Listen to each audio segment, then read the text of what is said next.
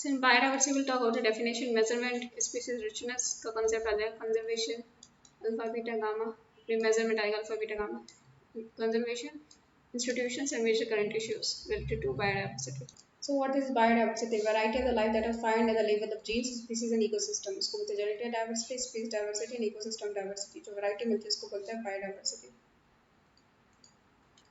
तो जैसे क्या है जेनेटिक डाइवर्सिटी, जैसे लाइन्स की बात करें, मतलब लाइन्स को बोल रहे हैं कि हम सफारी में ले जाएंगे, नहरगढ़ सफारी यूपी में भी है, तो सफारी किसके पास है? Nahargarh wild sanctuary, Nahargarh wild sanctuary.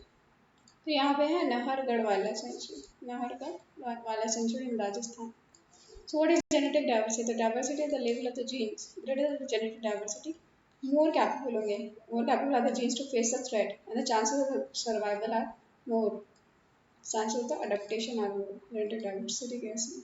तो इंडिया का has a greater than 1000 varieties of rice.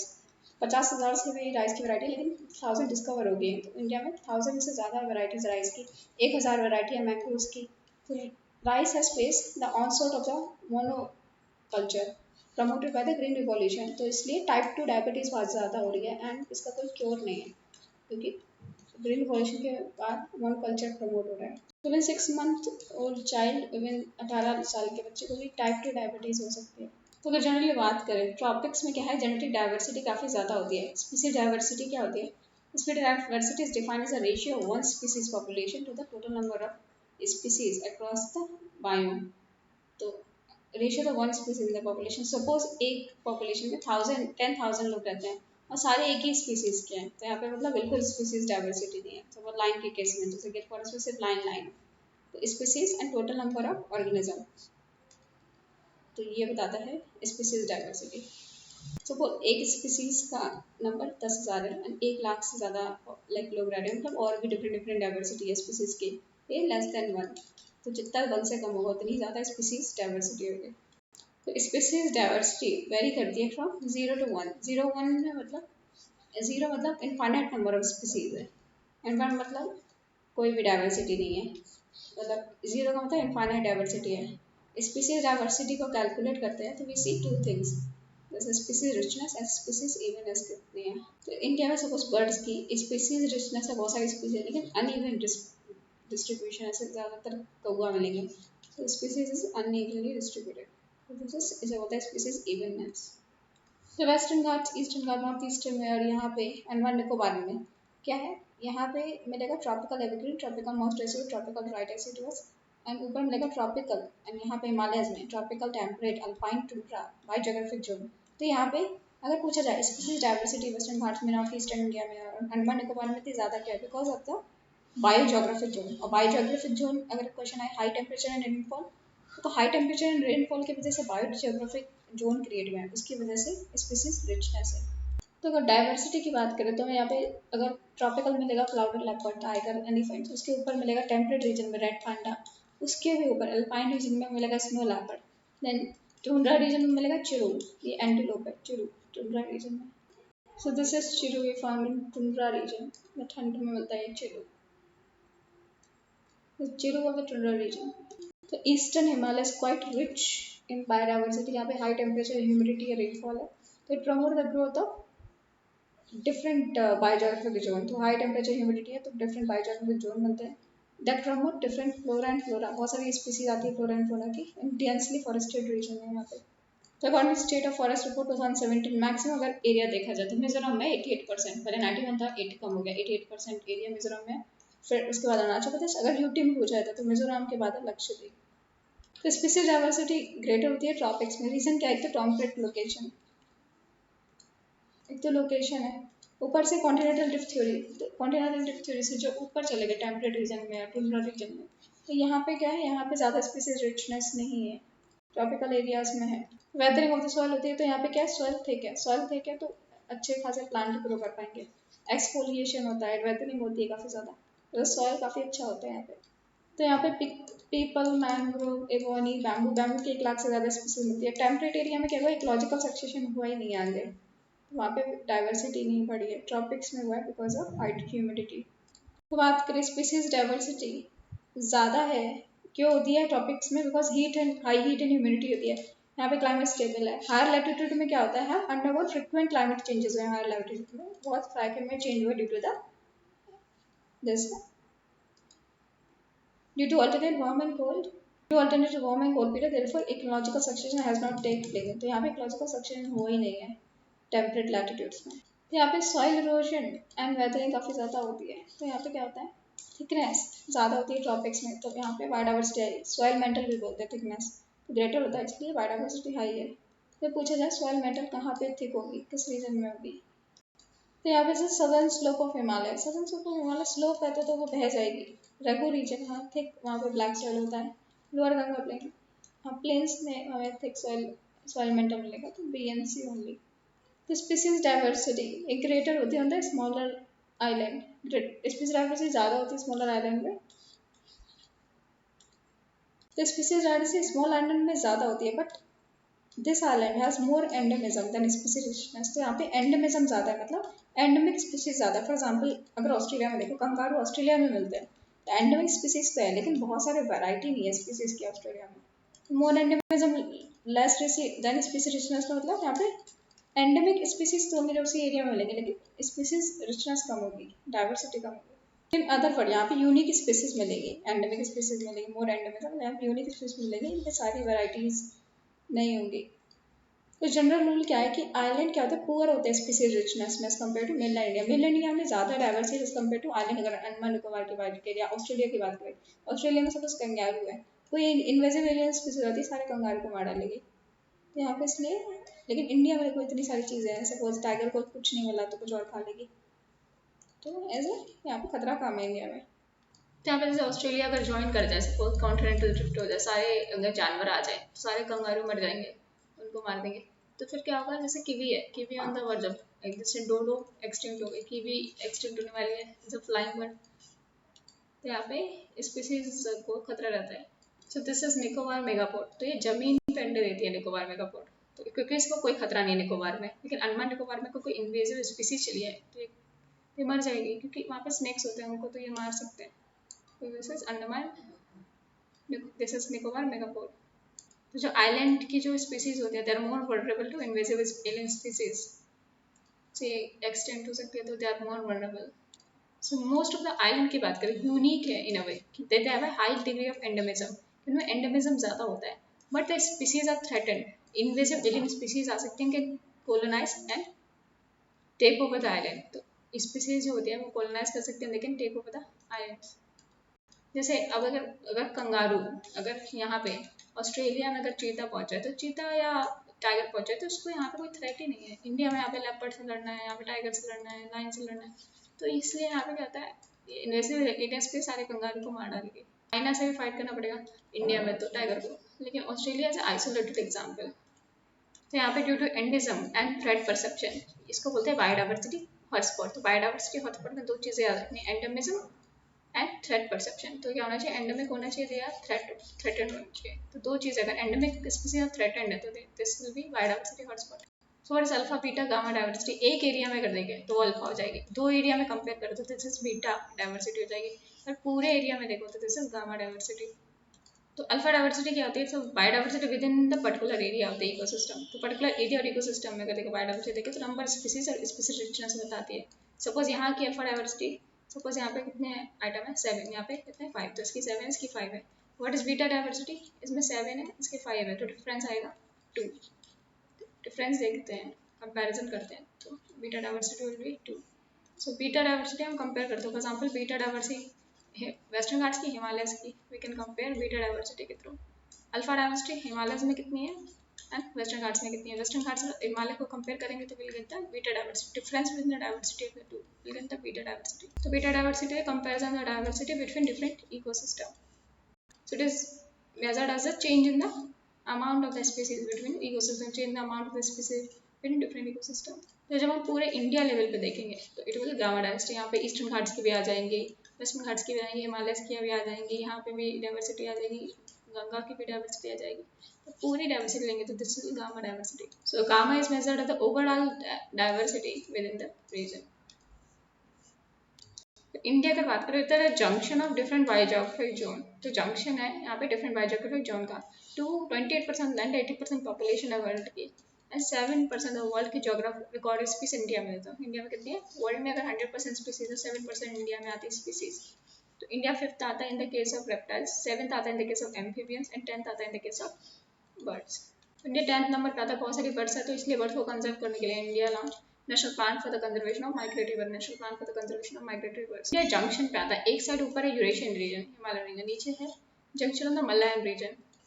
So India is a region that consists of two realm में Himalaya region consists of, that is, इसको बोलते हैं पेडियार्टिक रियम, पैलियार्टिक रियम, पैलियार्टिक रियम। तो हिमालय रीजन को बोलते हैं पैलियार्टिक रियम, यूरेशियन टाइप का है।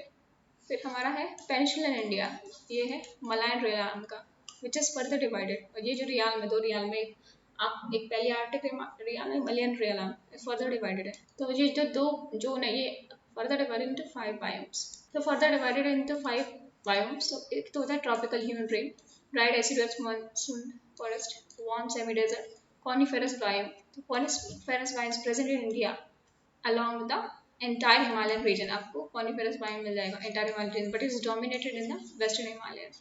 ज़्यादा डोमिनेशन का है वेस्टर्न हिमालय, ज़्यादा कॉनिफेरस मिलेगा पूरे हिमालय में, लेकिन डोमिनेशन का है वेस्टर्न हिमालय। तो ईस्टर्न हिमालय की बात करें तो biome has comparatively greater height as compare to eastern Himalaya. यह बायोम काफ़ी ग्रेटर हाइट पे as compare to Himalayas, because of क्या है, ईस्टर्न रीजन में क्या रेनफॉल और हीट ज़्यादा है। तो यहाँ पे क्या है, यहाँ पे अगर 2500 मीटर पे स्टार्ट होता है तो यहाँ पे और ऊंचा स्टार्ट होता है, बिकॉज यहाँ पे जो ट्रॉपिकल रीजन है वो और ज़्यादा देर तक चलता है ईस्टर्न हिमालयस में, क्योंकि temperature as well as rainfall ज़्यादा है ईस्टर्न हिमालयस में। तो इसमें क्या होता है, फॉर एग्जाम्पल हिमालयस में स्नो लाइन गिर रही है तो क्या हुआ, ट्री लाइन और ऊपर जा रही है, क्योंकि वहाँ पे स्नो मेल्ट हो गई तो वहाँ पे ट्री ग्रो कर सकते हैं, तो ट्री लाइन ऊपर जा रही है और ज़्यादा, because of the melting of the ice. So यहाँ पे हिमालयस में अगर बात करें तो नदर्न स्लोप में क्या होता है, यहाँ पे टॉपिकल विंड्स होती है, इसलिए यहाँ पे स्नो आपको काफ़ी ऊपर मिलेगी, लेकिन यहाँ पे साइबेरियन विंड्स आ रही हैं ईस्टर्न, यहाँ पे नदर्न स्लोप में, सदर्न स्लोप में ऊपर यहाँ मिलेगा, एंड यहाँ पे साइबेरियन विंड्स आ रही है, तो यहाँ पे जो वो है आइस है वो जल्दी मिलने लगती है, स्नो जल्दी मिलने लगती है। So due to global warming क्या हो रहा है, स्नो लाइन नॉर्थवर्ड शिफ्ट करिए, और shifting tree line northward, snow line भी नॉर्थवर्ड जा रही है एंड ट्री लाइन भी नॉर्थवर्ड जा रही है। अल्पाइन मीडो सबसे ज़्यादा कहाँ मिलते हैं, western Himalaya, alpine meadow in the western Himalayas. तो इस तरीके से फ्लावर्स होते हैं, alpine meadow in the western Himalayas. So alpine meadow the west at the temperate grassland in the western Himalayas। ठीक है, अल्पाइन मीडोज हमें मिलेंगे found both in eastern and western Himalayas, लेकिन बिगेस्ट अगर अल्पाइन मेडोज देखें they are located in the western Himalayas. Jammu and Kashmir इनको बोलते हैं मग्स। They are also present across river Kali in Gandak, Uttarakhand में भी रिवर काली के बस गंडक के आसपास है, इनको बोलते हैं बुग्याल्स। कहाँ पे 3000 प्लस मीटर हाइट पे मिलते हैं बुग्याल्स। तो बुग्याल 3000 मीटर पे होता है। ईस्टर्न हिमालय में ही मिलते हैं these meadows and alpine meadows, but they are found in the Sikkim like 4000 to 4500 metre. तो यहाँ पे क्या होता है, यहाँ पे ज़्यादा ट्रॉपिकल फॉरेस्ट है, तो क्या होता है यहाँ पे ट्री लाइन ऊपर की सिक जाती है इन द ईस्टर्न हिमालयस, तो और हाइट पे मिलते हैं मेडोज इस temperate grassland.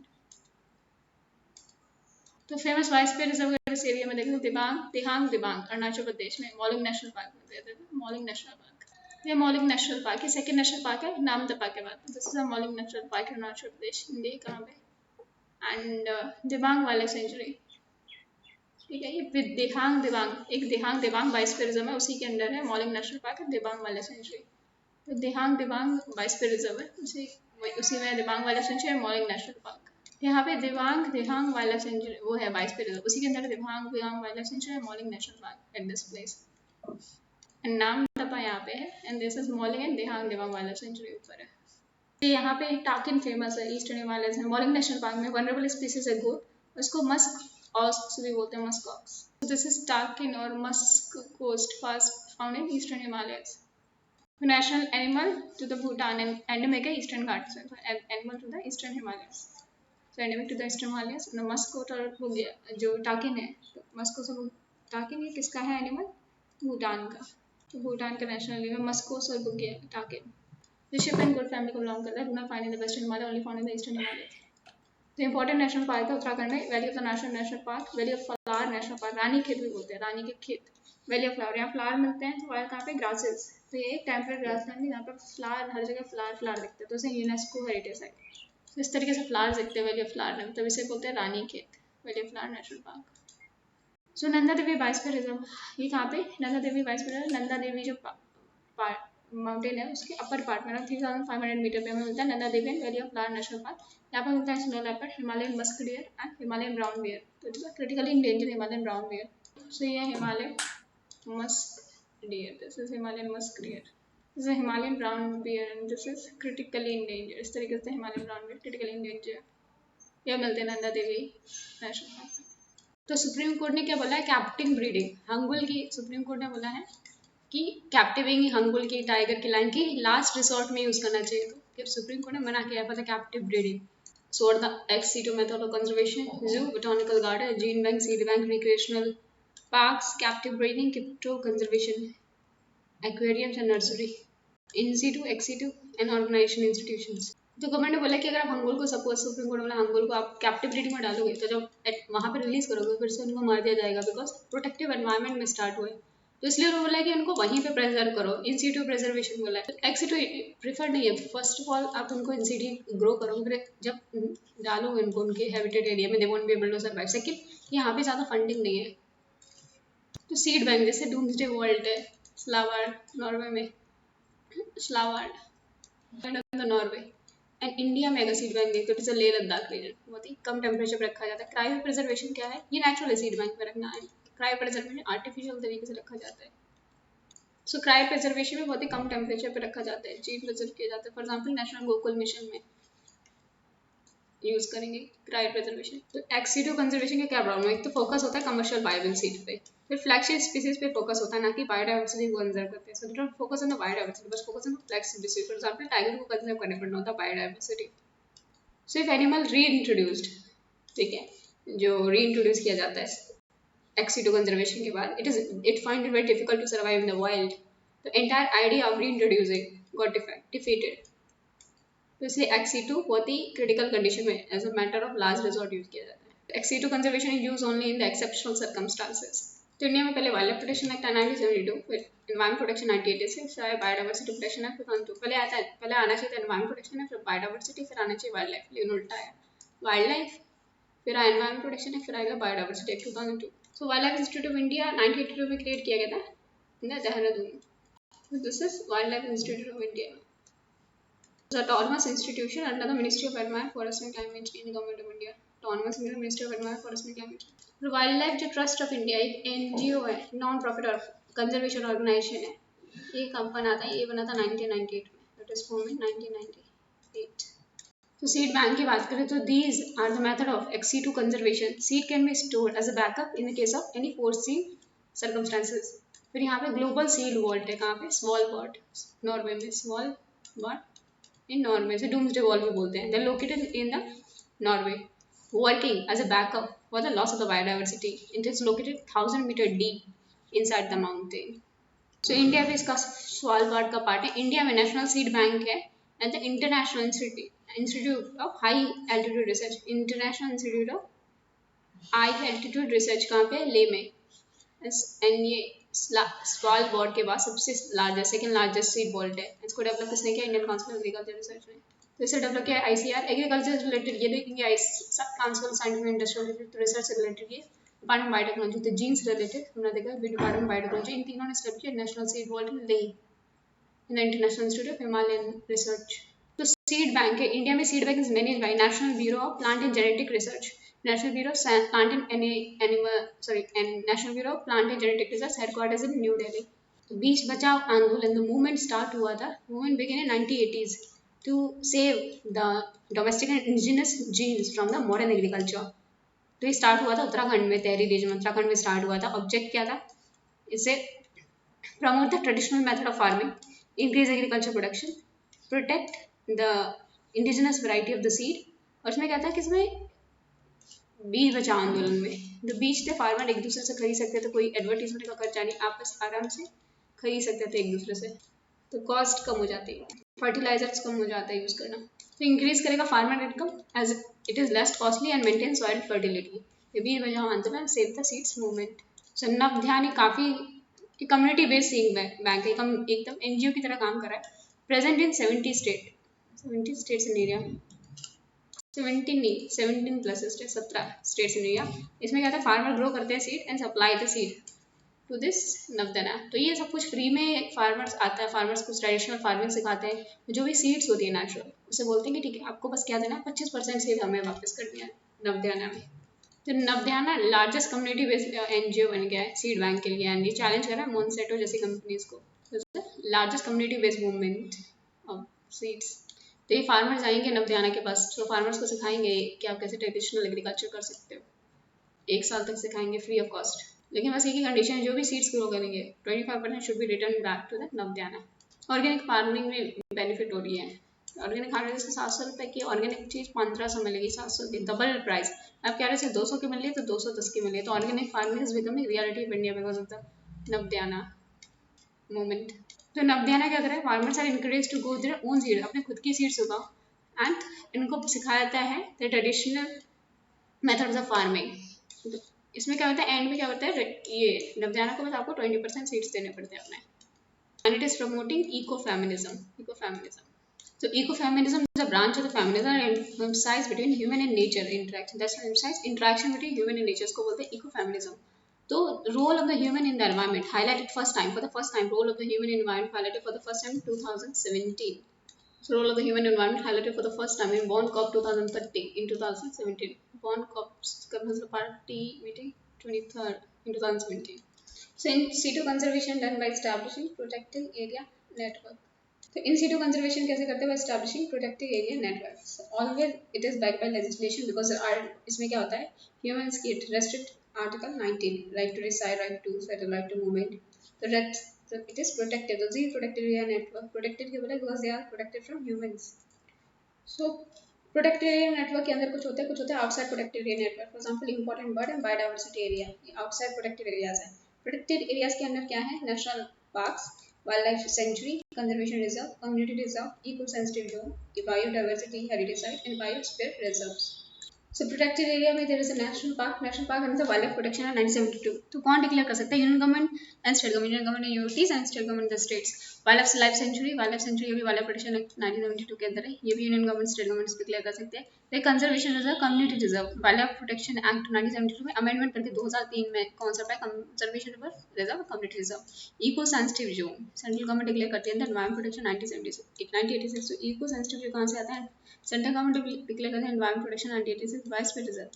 It is under the UNESCO man's and biosphere reserve programme 1972। ये कौन करता है, सेंट्रल गवर्नमेंट। तो biosphere reserve UNESCO and man and biosphere programme है कब 1972 का, सेंट्रल गवर्नमेंट करती है under the wild protection act 1972। तो कंजर्वेशन रिजर्व, कम्युनिटी रिजर्व, ये वाइल्ड प्रोटेक्शन अमेंडमेंट में तो 2003 से आया। इको सेंसिटिव जो सेंट्रल गवर्नमेंट करती है, another environment protection 1986, biodiversity heritage site state government करती है, another national biodiversity act 2002, biosphere reserve UNESCO and man biosphere programme and central government करती है under the wild protection act 1972। So मैं याद रखना eco sensitive zone under environment protection act 1986। So eco sensitive zone under the environment protection act 1986। तो मैं दो याद रखना इंपॉर्टेंट, बाकी सारे वाइल्ड प्रोटेक्शन एक्ट के अंदर आ रहे हैं। Eco sensitive zone under environment protection 1986 and biodiversity heritage site under the national biodiversity act 2002। We'll talk about the national park. There's the wildlife sanctuary and biosphere reserve. The national park wildlife protection 1972 के यहाँ पे वो central and state government है, wildlife sanctuary under the wildlife protection and वो central state government के, biosphere reserve central government. तो यहाँ national component है, तो यहाँ पे सिर्फ यूनेस्को के अंदर सेंट्रल गवर्नमेंट करती है, क्योंकि बायोस्फीयर रिजर्व एक नेशनल यूनेस्को के अंडर आता है, तो सेंट्रल गवर्नमेंट ही कर सकते हैं अंडर वाइल्ड प्रोटेक्शन 1972। तो पहले क्या था, कोर एरिया में कोई एक्टिविटीज अलाउ नहीं है, लेकिन वो वाइल्ड प्रोटेक्शन एक्ट 2006 में ये कोर एरियाज में भी जो इंडिजिनस कम्युनिटी है उनको अलाउ कर रहा है एक्टिविटीज। 2006 के एक्ट के लिए जो एनजीओ थे 2009 में गई कि बायोडाइवर्सिटी इसमें खत्म हो जाएगी, तो कोर एरियाज में अलाउ कर रहा है फॉरेस्ट डेवलपर्स को। तो ये वेस्टर्न मॉडल फॉलो कर रहे हैं, जो एनजीओ है वेस्टर्न एनजीओ वेस्टर्न फॉलो कर रहे हैं मॉडल कि वहाँ पे बिल्कुल ह्यूमन इंटरफेरेंस होनी चाहिए। बट इंडिया का मेथड क्या है, ट्रेडिशनल मेथड ऑफ कंजर्वेशन, जहाँ पे कंजर्वेशन होता है with the community lead conservation होता है। इंडियन फॉरेस्ट एक्ट 1927 में जो बिगेस्ट ड्रॉबैक क्या है 1927 का फॉरेस्ट एक्ट 1927 का बेयर जॉब है यहाँ पे फॉरेस्ट की डेफिनेशन ही नहीं है। फॉरेस्ट की डेफिनेशन कौन यूज करता है, supreme court dictionary definition use करता है, ऑक्सफोर्ड डिक्शनरी डेफिनेशन यूज करता है सुप्रीम कोर्ट। फॉरेस्ट की कोई डेफिनेशन नहीं दे रही इन the forest act 1927। Indian forest act में जो फॉरेस्ट का एक्सप्लॉयटेशन बहुत ज़्यादा था, जो ट्राइबल्स पे कुछ भी अगर यूज़ करें, जैसे अभी बैम्बू को हटा दे तो बहुत ही अच्छा डिसीजन था, इससे फॉरेस्ट ड्वेलर्स बैम्बू को यूज़ कर सकते हैं। तो 2006 में फॉरेस्ट राइट एक्ट आया, 2009 में इसको चैलेंज किया गया, 2019 में सुप्रीम कोर्ट ने क्या बोला कि फॉरेस्ट ड्वेलर को इवैक्यूएट कर दो। फॉरेस्ट ड्वेलर्स कितने हैं? वो 3 जनरेशन से, for the last 3 generation must be living in the forest. तो नेशनल पार्क में कोई भी ह्यूमन इंटरफेरेंस अलाउ नहीं है। वाइल्ड लाइफ सेंचुरी में लिमिटेड ह्यूमन इंटरफेरेंस अलाउड है। बायोस्फीयरिज्म में क्या है, पर्पस क्या है? Conservation as well as sustainable use of forest by the local community. यहाँ पे बैन है, यहाँ पे बैन है, यहाँ पे क्या है? सस्टेनेबल यूज करो लेकिन कंजर्वेशन करो और सस्टेनेबल यूज करो। और कौन करेगा? Local community. So national park में सब कुछ प्रोहिबिटेड है unless it is permitted. Wild life sanctuary में सब कुछ परमिटेड है अनलेस इट इज प्रोहिबिटेड। और बायोस्फीयरिज्म में क्या है? कंजर्वेशन करना है, education, recreation, logistic support, action of the information of the world network. Biosphere reserve में इन्फॉर्मेशन भी एक्सचेंज करनी है। तो नेशनल पार्क में क्या है? बाउंड्री सेक्रोसेंट है, अल्टर नहीं कर सकते जब तक लेजिस्लेशन से कर सकते, बाकी you can not alter the boundary of the national park. Even biosphere reserve की boundaries can not be altered as by legislation. तो बाउंड्रीज को अल्टर करना है लेजिस्लेशन से कर सकते हैं national park as well as biosphere reserve. और वाइल्ड लाइफ सेंचुरी की बाउंड्री आप अल्टर कर सकते हैं बाय एन एग्जीक्यूटिव ऑर्डर। तो वाइल्ड लाइफ सेंचुरी की कर सकते हैं बाय एन एग्जीक्यूटिव ऑर्डर। तो वंस नेशनल पार्क एस्टैब्लिश हो गया, उसका स्टेटस आप चेंज नहीं कर सकते। तो वाइल्ड लाइफ सेंचुरी में स्टेटस अपग्रेड कर सकते हैं नेशनल पार्क, मतलब और ज़्यादा रेस्ट्रिक्शंस लग जाएंगे नेशनल पार्क पे। बायोस्फीयर में ऐसा कुछ नहीं है। तो बायोस्फीयर अलग ही कॉन्सेप्ट है, तो इज नॉट एप्लीकेबल। तो बायोस्फीयर लार्जेस्ट होता है इंडिया में, कंफ्यूजन रहती है नेशनल पार्क लार्ज होगा कि वाइल्ड लाइफ सेंचुरी। तो यहाँ पे क्या होता है? फोकस क्या होता है? Conservation of selected species, for example tiger national park, elephant national park. तो यहाँ पे कंजर्वेशन ऑफ सेलेक्टेड स्पीसीज होता है। And wild in wild life sanctuary focus in the conservation of few selected species. लेकिन यहाँ पे एंटायर इकोसिस्टम का preservation होता है इन द बायोस्फीयर रिजर्व। तो यहाँ पे कंजर्वेशन होता है सेलेक्टेड स्पीसीज का, ठीक है, कुछ सेलेक्टेड स्पीसीज हो सकते हैं। वाइल्ड लाइफ सेंचुरी में फ्यू स्पीसीज का होता है, फ्यू सेलेक्टेड स्पीसीज। तो biosphere reserve the focus is the conservation of the entire ecosystem.